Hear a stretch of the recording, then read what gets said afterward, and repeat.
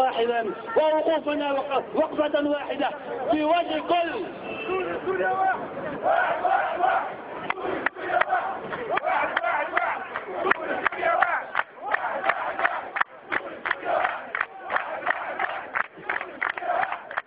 أسأل الله أن يوفقنا جميعا لما يحبه ويرضاه، وأن يوحدنا جميعا من أجل إنجاح ثورتنا، ومن أجل الوقوف مع كل الشعوب المحرومة، كل الشعوب المضطهدة، كل الشعوب التي تعرضت إلى ما تعرض إليه الشعب التونسي. لن نكون أنانيين، سوف نكون مساندين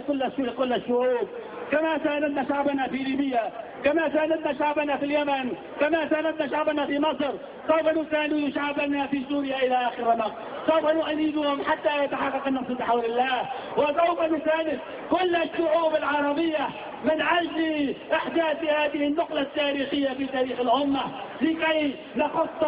تاريخا حديثا يبني أو يبنى على مرضاة الله، ويبنى على تحقيق كل ما يحقق مصلحة هذا الشعب. وإن شاء الله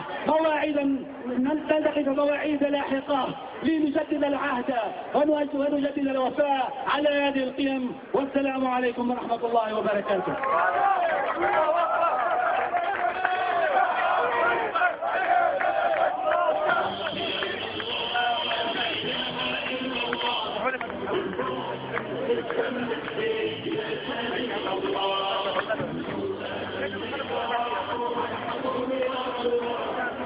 يا أخوة ثم